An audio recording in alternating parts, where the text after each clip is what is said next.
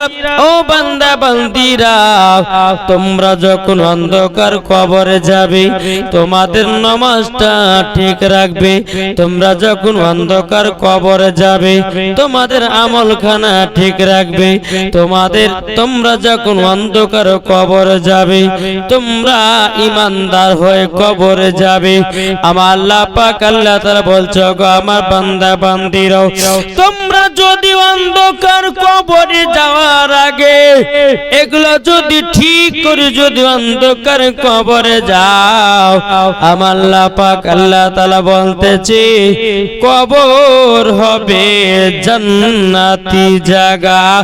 জোরে বলুন না সুবহানাল্লাহ। এ বাবা যে মুসলমান ভাইরাও, ওগো আমার সোনা মানিকেরাও, আমরা একের পর এক অন্ধকার কবরে বাবা আপনা চলে যাচ্তেছি।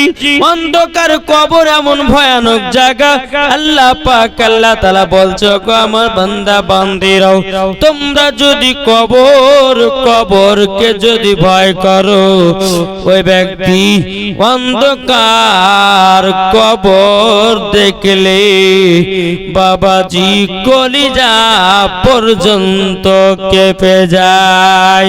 বেরাদান সালামাদান সামানিকেরাও, এ সোনা মানিকেরাও, আল্লাহ পাক আল্লাহ তাআলা বলছো, গো আমার বান্দা বান্দিরাও, তোমরা যদি জান্নাতি যদি হতে চাও, তোমরা যদি জান্নাতি হতে চাও, আমার নবী মুস্তাফাকে চিনে নাও।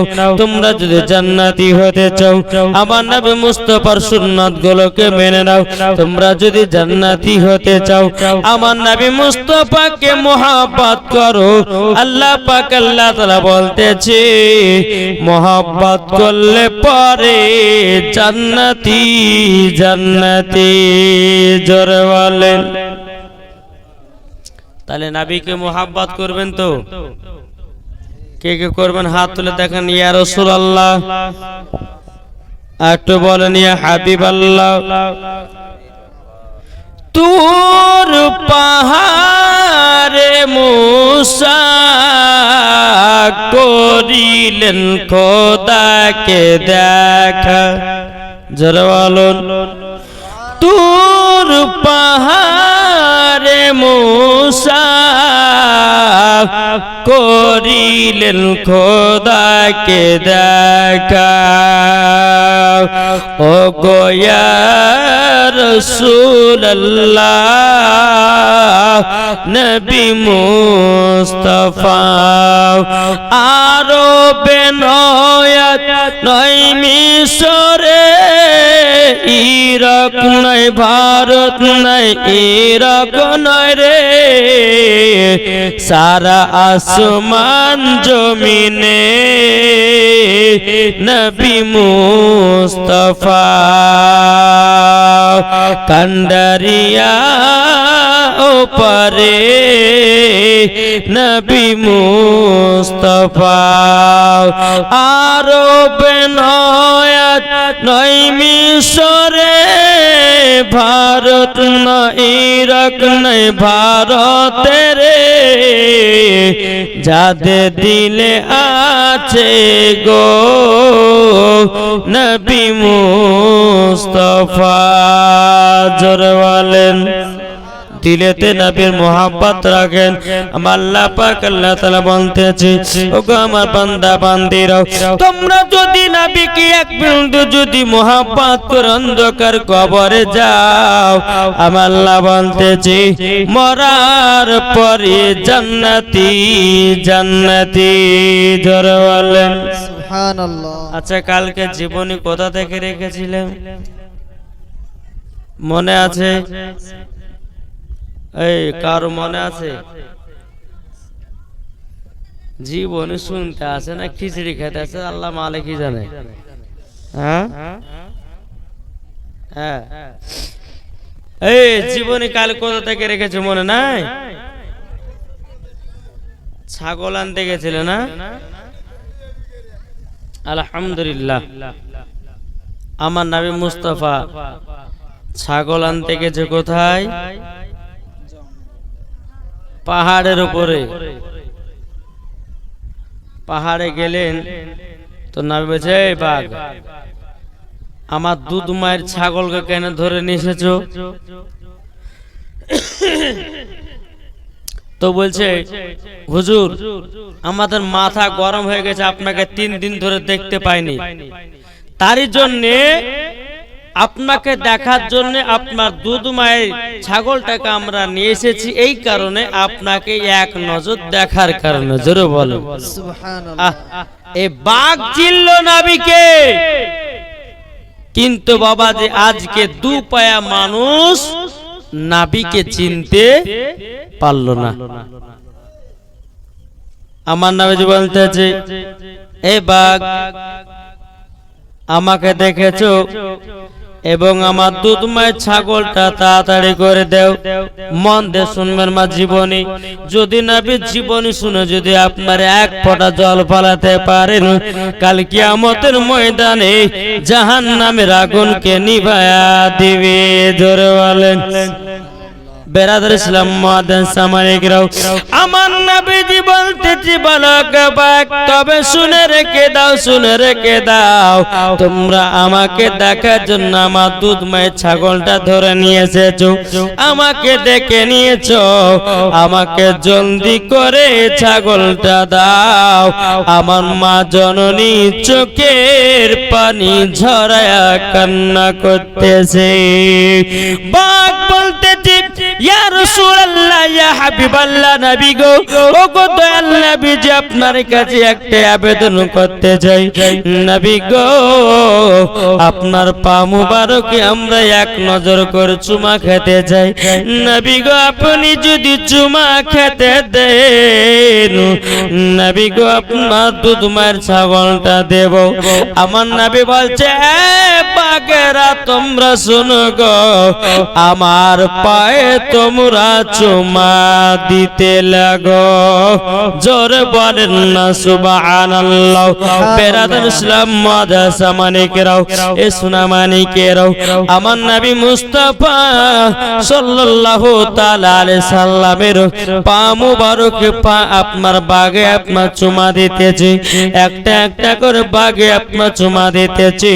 বাবাদের সকল বাঘ যখন চুমা দেওয়া হয়ে গেল, সমস্ত বাঘেরা বাবাজি চোখ দিয়ে ঝরঝর করে পানি ফেলিয়েছে। আমার নবী বলছে, বাঘেরা গো, তোমরা 2 চোখ দিয়ে কেন পানি ঝরাতেছ বলো না?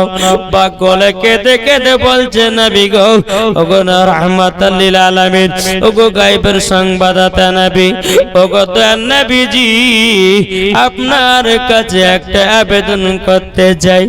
নবী গো, কাল কিয়ামতের ময়দানে নবী গো, আপনার সাথে জান্নাতে যেতে চাই। এর জোর হবে না? জীবনী যদি মন দিয়ে শুনেন তে বেরাদার, এই উড়তে ইচ্ছা করবে না। শুনে কি বলছেন? মন দিয়ে শুনেন। বাঘটার কি করলো?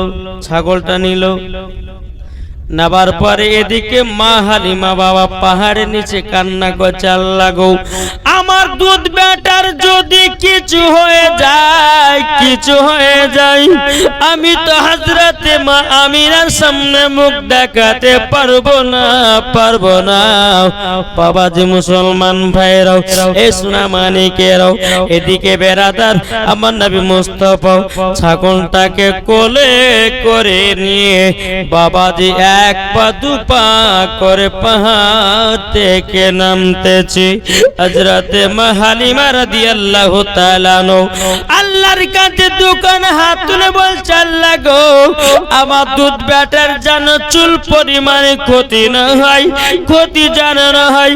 যদি ক্ষতি হয়ে যায়, আমি আমিনার সামনে মুখ দেখাতে পারবো না।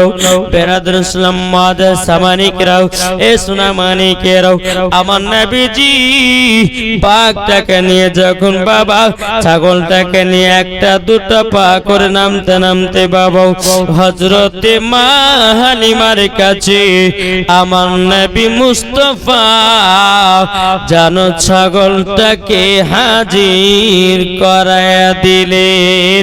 জোর বলেন সুবহানাল্লাহ। যখন বাবা হাজির করে দেওয়া হালিমা রাদিয়াল্লাহু তাআলা আমার নবীজির চোখে চুমা দিতেছি, গালে চুমা দিতেছে, বাবা ঠোঁটে চুমা দিতেছি। বেরাদার ইসলাম মুআদ্দাস সামানিকরাও, হযরতে মা হালিমা বলছো গো আমার বেটা বেটি শোনো গো, আমার বিশ্বাস হয়ে গেছে আমার দুধ বেটার ক্ষতি হবে না, আমার দুধ বেটার ক্ষতি হবে না, ক্ষতি হবে না। এদিকে বেরাদার ইসলাম মুআদ্দাস সামানিকরাও, হযরতে মা হালিমা রাদিয়াল্লাহু তাআলা বাবা ছাগলগুলোকে নিয়ে আর দুই বেটা বেটিকে নিয়ে বাবা যখন বাড়িতে পৌঁছে গেলেন, পৌঁছে যাওয়ার পরে বেরাদার হালিমার বেটা বেটি বলছে মা গো আমাদের দুধ ভাই যখন ক্ষতি হবে না, কালকে আমরা দুধ ভাইকে নিয়ে যাব ছাগল চড়ার জন্য, আমরা দুধ ভাইকে বসে রেখে আমরা চলে যাব। বেরাদার ইসলাম মুআদ্দাস সামানিকরাও, এ সোনা মানিকেরাও, আমার রাহমাতাল লিল আলামিন গায়েবের সংবাদদাতা নবী আমার তিনি বলতে আছেন, বলো গো আমার মা জননী আজকে আমিও যাব দুধ ভাইয়ের সাথে। জোরে বলেন। সকাল যখন হলো বাবাজি হালিমার বেটা বেটি এবং আমার নবী মুস্তাফা সাল্লাল্লাহু তাআলা আলাইহি সাল্লাম যখন আপনার চলতে লাগলেন, বাবাজি চলতে চলতে আমার নবী মুস্তাফাকে এক জায়গাতে বসে রেখেছে। হালিমার বেটা বেটি যখন বাবা ছাগল চড়ার জন্য আপনার রেডি হয়েছে, এদিকে বেরাদার ইসলাম মুআদ্দাস সামানিকরাও আসমান থেকে তিনজন সাদা লিবাস পরে আমার নবী মুস্তাফাকে ধরে নিয়ে বাবা পাহাড়ের উপর যেন চলে যায়। হালিমার বেটা বলছে বোন গো আমার দুধ ভাই কি করছে আর একবার দেখে আসো যাও। এদিকে হালিমার বেটি এক পা দু পা করে নবীজির কাছে এসেছেন, নাই দেখা নাই বাবাজি তিনজন লিবাস পরে আমার নবী মুস্তাফাকে ধরে নিয়ে পাহাড়ে চলে গেছে।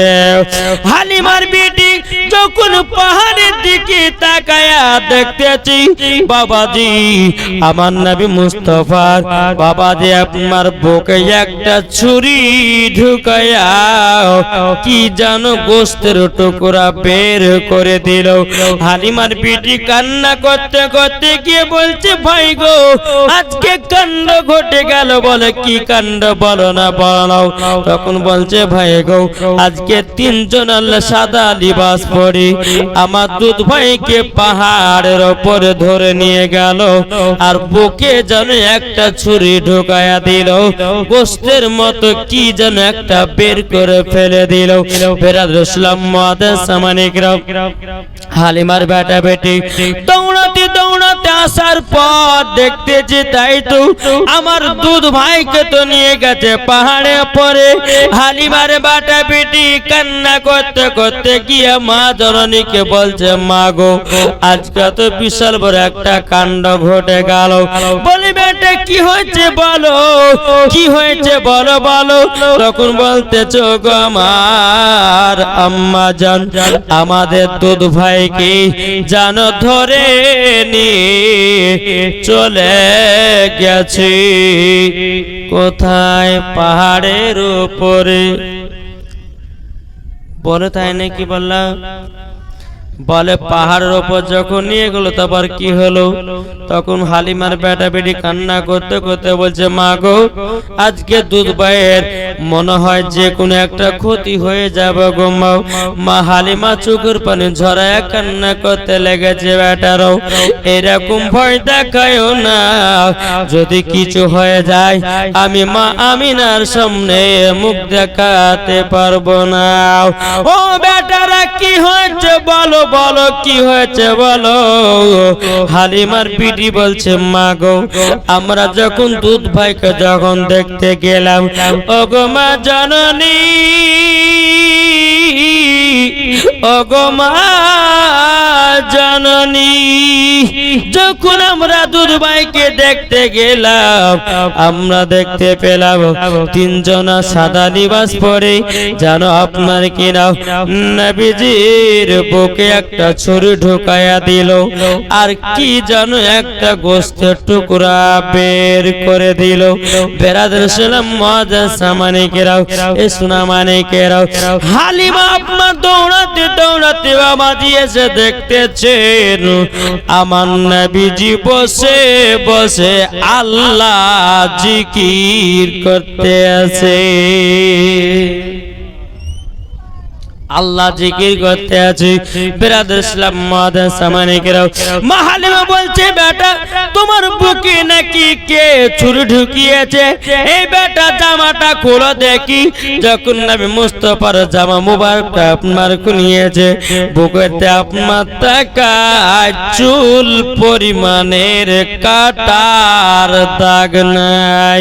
বাবাজি মুসলমান ভাইরা, আমার মা বোনেরা, আমার যুবক ভাইরা, অনেক রকমের বাবা অপারেশন হয়, কেউ বাবা অ্যাপেন্ডিক্সের অপারেশন হয়, আপনার কত রকমের আপনার অপারেশন হয়। বেরাদর ইসলাম মুআজ্জাজ সামানিকেরাও, এ সোনা মানিকেরাও, যখন আপনার অপারেশন হয় 1 বছর পর যদি ওই জায়গাটা দেখা যায়, আচ্ছা বলুন ওই জায়গাটা দাগ থাকবে কি থাকবে না? কিন্তু মা হালিমা বলছে বেটা তোমার বুকে বলে ছুরি ঢুকিয়েছে কে, দেখি তো। জামাটা সরিয়ে দেখতেছে বাবাজি চুল পরিমাণের কাটার দাগ নাই। জোরে বলবেন না, চুল পরিমাণের কাটার দাগ নাই। বলে বেটা গো তোমার বুকে ছুরি ঢুকিয়েছে, কাটার দাগ কোথায়? আমার নবী বলছে মা গো আমাকে তিনজনা সাদা লেবাস পরে আমাকে ধরে নিয়ে পাহাড়ে গেল।